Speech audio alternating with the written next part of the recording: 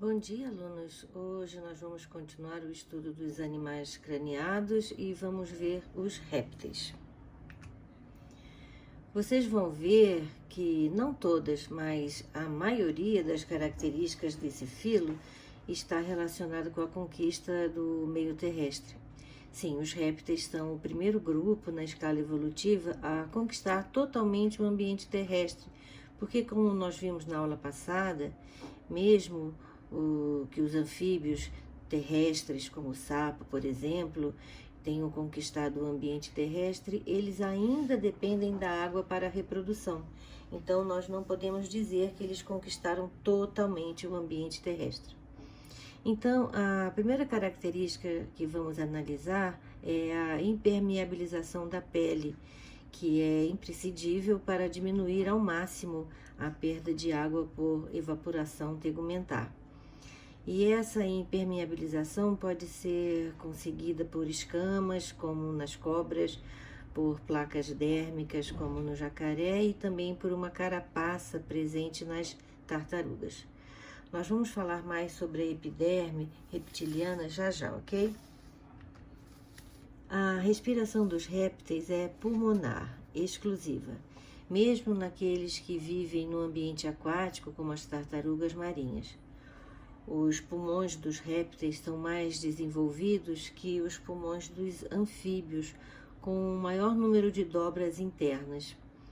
A presença de músculos ao redor das costelas permite que muitos répteis expandam e contraiam a sua caixa torácica, forçando o ar a entrar e sair dos pulmões, que é a chamada ventilação pulmonar. Uma curiosidade é que algumas serpentes apresentam apenas um pulmão, provavelmente uma adaptação à sua forma corporal, que é cilíndrica e fina.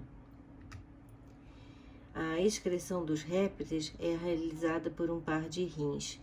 Em alguns, a urina é conduzida pelos ureteres diretamente para a cloaca. Em outros, a urina é armazenada em uma bexiga urinária antes de ser lançada na cloaca e aí eliminada. A maioria dos répteis excreta seus resíduos nitrogenados na forma de ácido úrico, que é menos tóxico do que a amônia e pouco solúvel em água, e com isso pode ser eliminado na urina com economia de água. A excreção de ácido úrico é, portanto, uma outra adaptação ao ambiente de terra firme, onde a economia de água é muito importante. Diversos répteis reabsorvem parte da água da urina enquanto ela está armazenada na cloaca. E nesse caso, o ácido úrico concentra-se a tal ponto de formar uma pasta esbranquiçada semissólida que é eliminada juntamente com as fezes. Além disso, o ácido úrico pode ser armazenado dentro do ovo, no alantoide, até o nascimento do filhote, devido exatamente à sua insolubilidade. Assim, a excreção de ácido úrico também representa uma adaptação ao desenvolvimento embrionário em terra firme, dentro do ovo com casca, como veremos já. Então, nós temos aqui 3 tipos de excretas nitrogenados: amônia, ureia e o ácido úrico, sendo a amônia mais tóxica, a ureia moderada e o ácido úrico tem baixa toxicidade. A amônia tem solubilidade alta, a ureia moderada e o ácido úrico é de baixa solubilidade. Os animais que excretam amônia são animais aquáticos, os animais terrestres eliminam ureia e animais terrestres como os répteis e as aves eliminam ácido úrico. Os peixes ósseos e invertebrados, exceto os insetos, eliminam amônia. Os peixes cartilaginosos, os mamíferos e os anfíbios adultos eliminam ureia e o ácido úrico é eliminado por insetos, por répteis e aves. Animais que eliminam amônia são chamados amoniotélicos, os que eliminam ureia são chamados ureotélicos e os que eliminam ácido úrico são chamados uricotélicos. Outra adaptação muito importante para a conquista terrestre foi a reprodução através da fecundação interna. Os répteis são animais dioicos e ovíparos em sua maioria. Os machos têm um órgão copulador, o pênis, com o qual eles introduzem espermatozoide na cloaca da fêmea durante a cópula. O desenvolvimento é direto, isso é, sem estágio larval. Em algumas espécies de serpentes, lagartos, tartarugas e cágados, as fêmeas podem armazenar os espermatozoides do macho no corpo por 1 ano ou mais, até fecundar seus óvulos. Umas poucas espécies de lagartos são constituídos apenas por fêmeas, que se reproduzem por partenogênese, que é um processo em que o óvulo se desenvolve sem que ocorra fecundação. Iguanas, por exemplo, são ovovivíparas e algumas cobras, como as cascavéis, são vivíparas. Muitas espécies de répteis entram em rituais de acasalamento que podem levar horas ou até mesmo dias. O comportamento durante o acasalamento varia bastante entre as diferentes ordens. Por exemplo, os lagartos machos podem mudar de cor ou esvoaçar a pele localizada ao redor da garganta. Algumas cobras entram em processos complexos de entrelaçamento e perseguição. As tartarugas e jabutis podem golpear seus prováveis parceiros com suas patas e os crocodilos e jacarés costumam berrar ou rosnar para indicarem que estão prontos para o acasalamento. Em muitas espécies, as exibições dos machos são feitas para intimidar outros machos e atrair as fêmeas. O ato do acasalamento pode ser incômodo entre as grandes tartarugas e os crocodilos.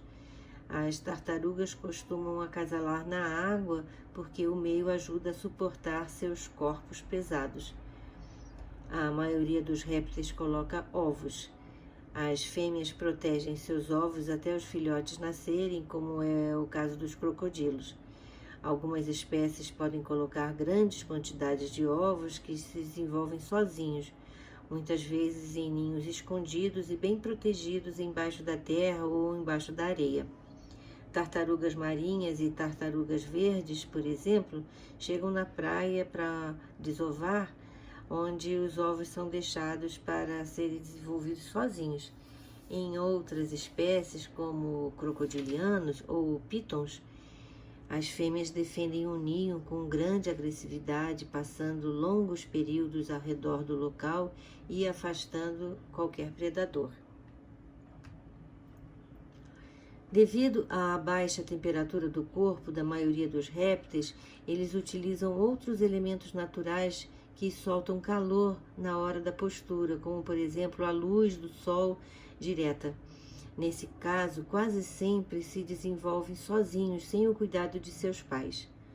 Curiosamente, a temperatura da incubação resulta, em muitos casos, determinante na hora de que as crias sejam fêmeas ou machos. Por exemplo, uma temperatura mais baixa determina o nascimento do sexo menor e uma temperatura maior, mais elevada, determina o nascimento de mais fêmeas maiores. Geralmente a temperatura maior determina o nascimento das fêmeas, como eu falei, né? O que está preocupando os cientistas por causa do aquecimento global, que pode causar um desequilíbrio nas espécies. E também as mamães, por exemplo, de tartarugas, podem meio que controlar essa diferença pela profundidade de seus ninhos cavados na areia. Então, se o buraco é mais profundo, mais frio. Se é mais, e aí nasce mais machos. Mas se o buraco está mais na superfície, os ovos estão mais na superfície, o buraco é mais raso, nascem mais fêmeas. Por quê? Porque fica mais quente, né? E aí fica mais equilibrado. O período de incubação varia de espécie para espécie. Por exemplo, os jabutis é de 6 a 9 meses. Já as tartarugas marinhas, né? De apenas 40 a 60 dias. E a temperaturas de mais ou menos 29 graus Celsius nascem mais fêmeas e abaixo nascem mais machos, como eu falei. O Projeto Tamar faz um trabalho maravilhoso de proteção e estudos sobre esses animais e temos sede em várias cidades do Brasil. Não sei se vocês já visitaram. Eu já visitei em Fernando de Noronha, e é maravilhoso. A gestação de uma cobra pode levar até 8 meses e o número de filhotes depende da espécie. No ano passado, por exemplo, uma sucuri criada no Instituto Butantan deu à luz a 17 cobrinhas. Essas cobras são vivíparas, mas essa espécie pode até ter 30 filhotes de uma vez só. Mas as médias do período de incubação variam de 2,5 meses a 3 meses. A última adaptação ao ambiente terrestre diz respeito ao ovo dos répteis, que é um ovo chamado ovo terrestre, ou ovo com casca, ou o mais correto, ovo amniótico. E como é que é esse ovo? Bem, os ovos dos répteis, assim como os ovos das aves, contêm água e alimento suficientes para o desenvolvimento embrionário. As trocas com o ambiente restringem-se aos gases respiratórios que se difundem através dos envoltórios do ovo. A casca é porosa. Os ovos das serpentes, da maioria dos lagartos e das tartarugas são protegidos por uma casca flexível com consistência de um couro. Já os ovos de cágados, crocodilos e alguns lagartos apresentam casca rígida, como os ovos das aves. O ovo amniótico dispõe de proteção contra choques mecânicos e dessecação, que é a casca. Os ovos dos répteis, assim como das aves, possuem os chamados anexos embrionários, que são o âmnion, que é uma bolsa cheia de líquido que envolve o embrião e protege da dessecação e de eventuais choques mecânicos. O saco vitelínico, que é uma bolsa ligada ao intestino que envolve a gema do ovo e digere seus componentes e transfere esse alimento digerido para os vasos sanguíneos do embrião. O alantoide, que é uma bolsa ligada ao intestino e que tem a função de armazenar as excretas produzidas pelo embrião durante seu desenvolvimento, no caso o ácido úrico. O embrião e todos os anexos embrionários são envolvidos pelo córion, que é um anexo que fica em contato íntimo com a casca do ovo, possibilitando assim as trocas gasosas entre o sangue do embrião e o ar atmosférico. Então vamos ver aqui de fora para dentro. Tem aqui primeiro a casca, né, que é porosa, depois o córion, aqui em vermelhinho, que é vascularizado, o âmnion, envolvendo aqui o animal. Aqui está um embriãozinho, tá?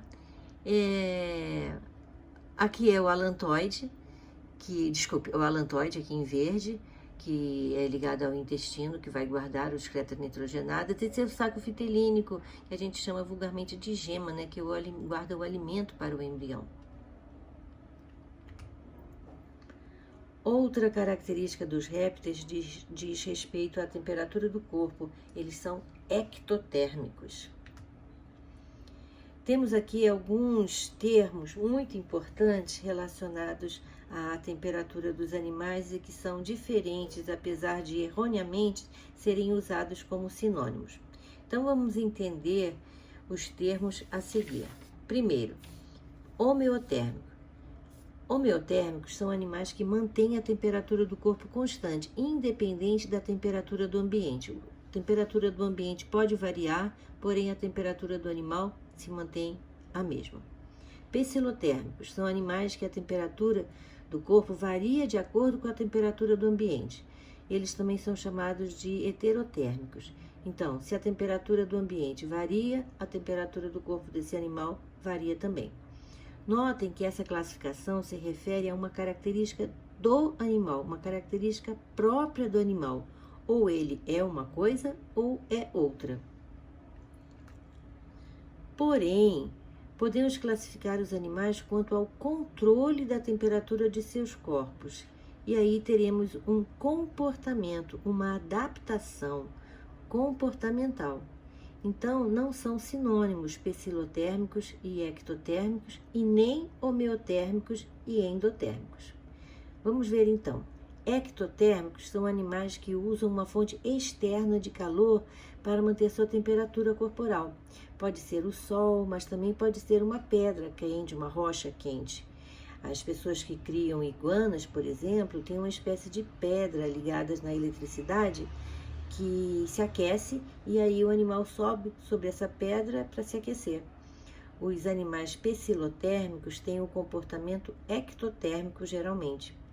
Animais endotérmicos produzem calor graças ao seu metabolismo próprio, isso é, parte da sua alimentação é gasta só para produzir calor. Por causa disso, se a gente comparar dois animais do mesmo porte, um endotérmico e o outro ectotérmico, o endotérmico tem que comer muito mais. Por quê? Porque parte do alimento dele ele vai gastar mantendo a temperatura do corpo dele constante. Os mamíferos e as aves comem muito mais do que um jacaré, por exemplo. Mas existem vários comportamentos diferenciados dependendo das espécies. Dois fatos curiosos: as cobras podem aumentar o consumo de oxigênio em 36 vezes durante a digestão para acelerar esse processo.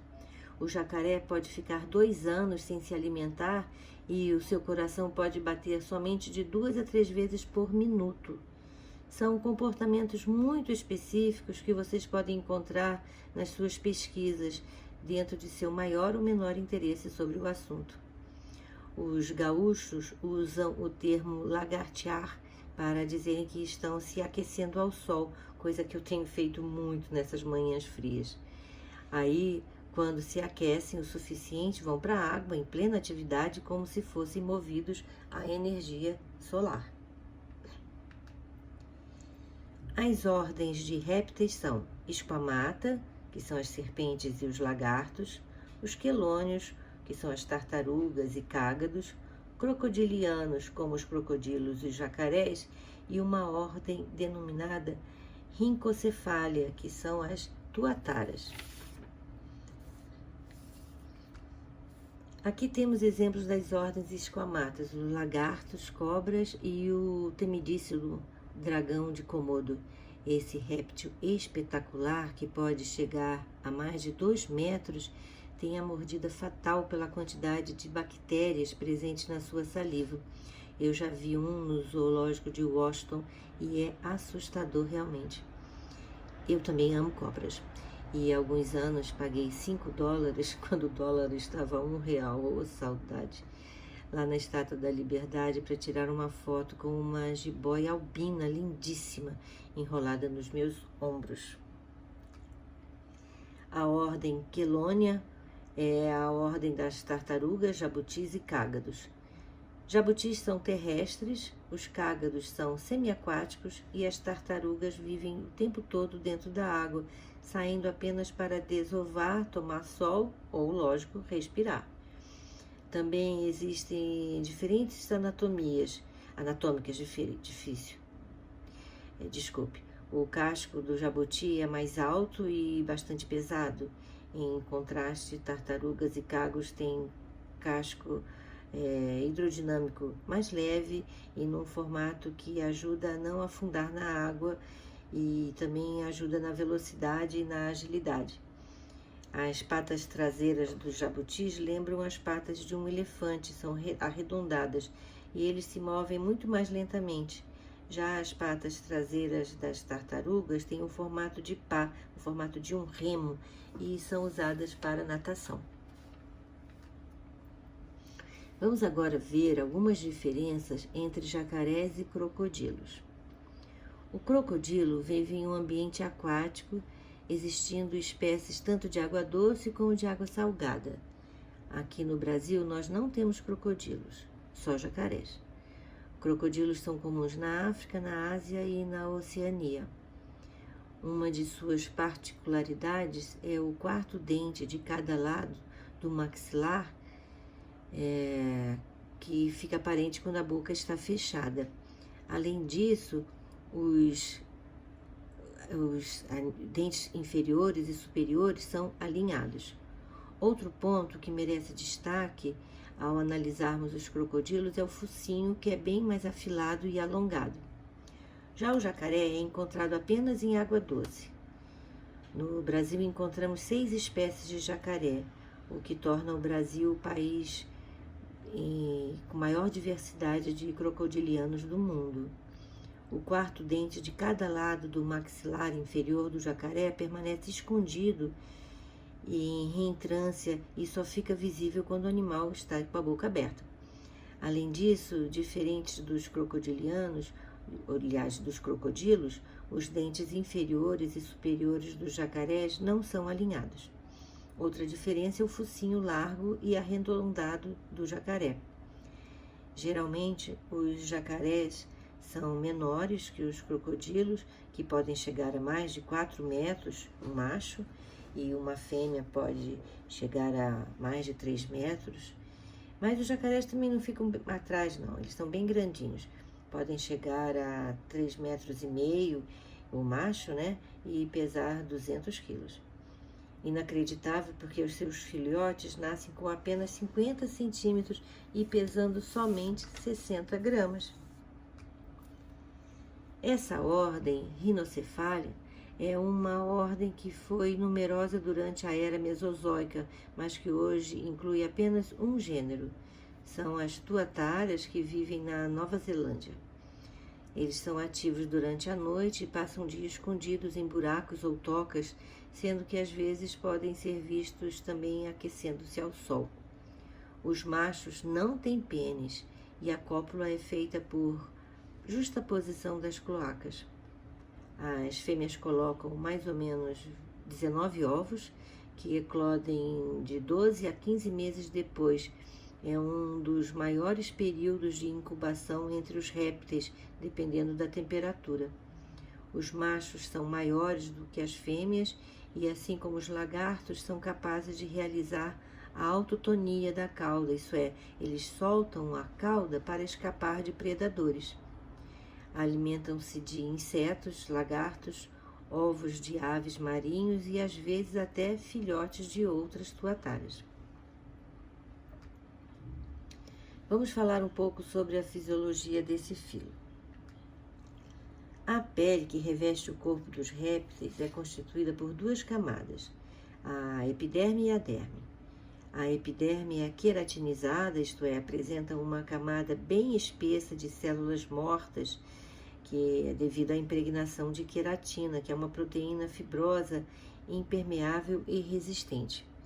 A queratinização da pele dos répteis reflete sua estratégia de adaptação ao ambiente de terra firme, em que a umidade é baixa e a perda d'água por transpiração deve ser reduzida ao máximo, lógico, né?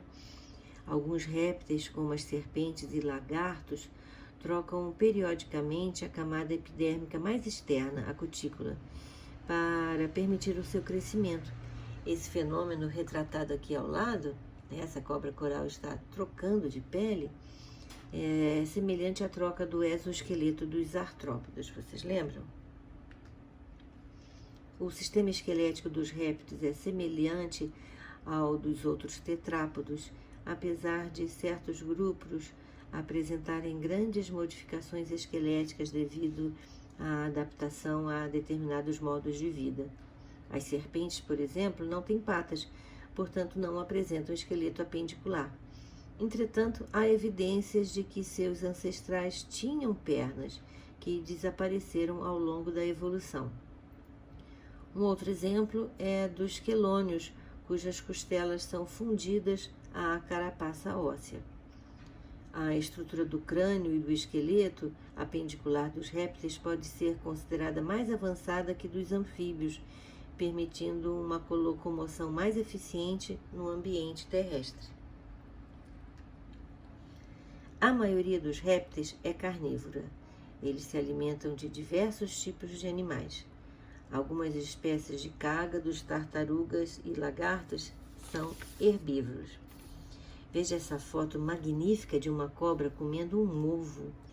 Abrir a boca desse jeito é possível graças a um osso denominado osso quadrado, que pode ficar em uma posição vertical e assim permite que a cobra abra a boca quase que verticalmente. Ela esmaga o ovo, ela não mastiga, e depois meio que ela vomita a casca toda quebradinha. As cobras podem ficar até 2 anos sem comer quando abocanham um alimento muito grande. Para digerir esse alimento, elas ficam reclusas para a digestão, que é muito lenta, e ainda mais como, quando dizia minha avó, quando comíamos muito, quando o olho é maior do que a barriga. Há várias estratégias de captura de alimento, sempre sorrateiramente, mas a mais espetacular é a realizada pelas gigantes anacondas, que estrangulam suas presas e as matam por asfixia. O veneno das cobras peçonhentas tem substâncias digestórias, então o animal picado já começa a ser digerido de dentro para fora. Uma curiosidade que eu acho muito legal é sobre o camaleão. A sua língua vai de 0 a 100 km por hora em 1/100º de segundo, enquanto um carro leva 3 segundos para fazer isso. O camaleão precisa comer 100 insetos por dia, porque apesar dele ser ectotérmico, ele gasta muita energia exatamente para isso, para captar o seu alimento. O sistema respiratório, como eu falei, é pulmonar, com pulmões bem desenvolvidos e a musculatura ao redor das costelas, que permite que a caixa torácica se estenda e se contrai, né? Permitindo assim a ventilação pulmonar. E também eu já falei que algumas serpentes só têm um pulmão, né? Que é uma adaptação à forma de seus corpos cilíndricos. A circulação sanguínea é fechada, lógico, dupla e incompleta. A maioria dos répteis tem o coração com 3 câmaras, como os anfíbios, porém os crocodilianos já têm um coração com 4 câmaras fechadas e a circulação é completa, isso é, o sangue venoso não se mistura ao sangue arterial. O sangue venoso só circula dentro do coração do lado direito e vai para os pulmões para ser oxigenado. Aí ele volta ao coração pelo lado esquerdo e vai para todo o corpo do animal, dando oxigênio e recebendo gás carbônico das células. Aí ele se torna aos poucos sangue venoso, que volta ao coração e vai novamente aos pulmões e se fecha o ciclo. A visão dos répteis é muito boa, de um modo geral.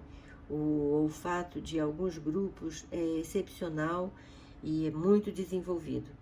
As serpentes, por exemplo, têm um órgão olfativo especial no teto da boca chamado órgão de Jacobson, que lhes permite o equivalente a sentir o gosto no ar. Aquele comportamento característico das serpentes de colocar o tempo inteiro a sua língua bifurcada para dentro e para fora da boca permite captar moléculas presentes no ar e levá-los ao órgão olfativo que identifica diversas substâncias captadas. As serpentes são surdas às sons propagados pelo ar, mas conseguem captar vibrações no solo por meio dos ossos do crânio. O fato da língua ser bifurcada possibilita que elas distingam de que lado está a presa, direito ou esquerdo. São animais dioicos, de maioria ovípara. O macho tem pênis e a fecundação é interna, com desenvolvimento sem fase larval, como eu falei. O ovo com casca, água e alimento para o filhote durante o seu desenvolvimento embrionário foi uma importante evolução para a conquista total do ambiente terrestre. Aliás, vocês já notaram que todas as características dos répteis acontecem nesse intuito, não é? Aqui esse slide mostra tipos de dentição das serpentes. No retângulo estão marcas deixadas pelos dentes de uma mordida. Muitas vezes, pela observação dessas marcas na pessoa mordida, é possível complementar a identificação da serpente que causou o acidente. Cerca de 60% das mordidas de serpentes são de espécies peçonhentas. No Brasil, há 4 gêneros principais de importância médica devido à gravidade do envenenamento causado por suas mordidas. Todos eles são da família Elapidae: jararacas, cascavel, surucucu e corais verdadeiras, sendo os acidentes causados por surucucu cerca de 90%. Em geral, as mordidas ocorrem nos membros inferiores. A correta identificação das serpentes peçonhentas é um trabalho para os especialistas. Entretanto, há algumas características que a identificam como ter a cabeça triangular, que se destaca bem do corpo, apresentar a pupila do olho vertical e apresentar a fosseta loreal.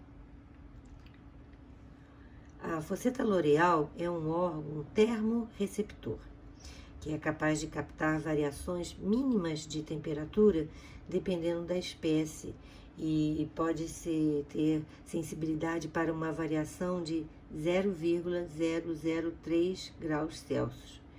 Isso auxilia muito na captura do animal endotérmico. Esse órgão se comunica com o cérebro e está situado dos dois lados da face, entre o nariz e os olhos, e tem a função de um termorreceptor, sendo sensível à radiação ultravioleta. É um órgão encontrado nas cobras da família Viperidae. Todas as cobras, com exceção das cobras corais, têm a fosseta loreal e as peçonhentas não têm. Os dentes inoculadores são ligados às glândulas de peçonha. Alguns dentes são ocos e outros são sulcados. A ação dos venenos, isso é, da peçonha, é muito variada. Alguns têm ação neurotóxica, outros somente local. A peçonha das cobras pode ser fatal para os humanos, porém não se esqueçam, geralmente os humanos é que estão no habitat das cobras, elas estão apenas se defendendo. Esses são os 4 grupos de cobras peçonhentas no Brasil: a jararaca, a cascavel com seu guiso característico, que é o resultado do resto de pele que se acumula na sua cauda a cada troca, a surucucu e a coral verdadeira. Quando da ocorrência de uma mordida de cobra, como regra geral, deve-se adotar os seguintes procedimentos. Primeiro, lavar o local da ferida com água e sabão. Depois, administrar analgésicos em caso de dor intensa. Terceiro, manter um paciente deitado. Quarto, tentar identificar o tipo de animal para informações futuras. Primeira coisa que vão perguntar quando você chegar no hospital é que cor era a cobra, para tentar administrar o soro específico. E levar a pessoa ao hospital o mais rápido possível para tomar o soro anticrotálico, que é uma mistura de vários soros contra a peçonha. Porém, o mais recomendado seria o soro específico quando é identificado o tipo de cobra. Vejamos aqui algumas fotos de répteis e seus bebês. As cobras podem ser ovíparas, o que significa que elas botam ovos e os filhotes saem dos ovos totalmente formados. Em alguns casos, os ninhos são vigiados pelos pais até a eclosão. Um exemplo é a cobra coral. Para sair do ovo, os filhotes têm um chamado dente do ovo, que eles usam para quebrar a casca, e depois esse dente cai. Mas também existem espécies como a jiboia construtora, que são ovovivíparas. Geralmente ela consegue carregar de 25 a 30 ovos em uma única gestação. Além delas, temos a anaconda, a maior espécie de serpente do mundo, que pode carregar até 50 ovos. Nesses casos, os filhotes completam seu desenvolvimento embrionário dentro de um ovo retido no interior do útero da mãe. Neste caso, os filhotes saem do ovo ainda na barriga da fêmea e, quando nascem, são idênticos aos adultos. E temos as espécies vivíparas, que os filhotes já nascem totalmente formados e são alimentados pela fêmea durante o desenvolvimento que acontece no útero materno. Um exemplo é a cascavel. As cobrinhas já têm veneno e, como elas não podem controlar essa quantidade de veneno injetável, Às vezes, as cobrinhas, os filhotinhos, podem ser mais perigosos do que suas mamães. Os jacarés são ovíparos e os filhotinhos saem dos ovos, que são aquecidos pelo calor do sol ou também pelo calor de folhagens nos ninhos que são construídos e cuidados pelas mamães. E por fim temos aqui as tartarugas que voltam às praias nas quais nasceram para desovar. São postos centenas de ovos, porém a taxa de sobrevivência até a fase adulta é de apenas 0,1% ou até menos. A única possibilidade das fêmeas para proteger os seus filhotes é a camuflagem do ninho após a postura. As tartarugas já nascem independentes, mesmo sendo tão pequenas e frágeis, medindo apenas de 3 a 4 centímetros de comprimento de casco. Muitas são devoradas por ciris, por aves marinhos, por polvos e principalmente por peixes. Outras morrem de fome ou de doenças naturais. Estima-se que a cada 1000 filhotes, apenas 1 ou 2 atingem a idade adulta. Mas quando isso acontece, poucos animais conseguem ameaçar as tartarugas, à exceção dos tubarões, das orcas e do próprio homem. Bem, aluno, esse assunto é muito apaixonante, né?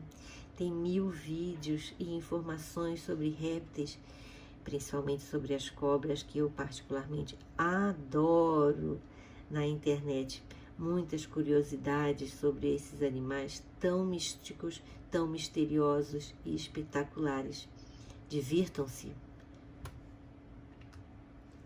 Por hoje é só e até a próxima aula.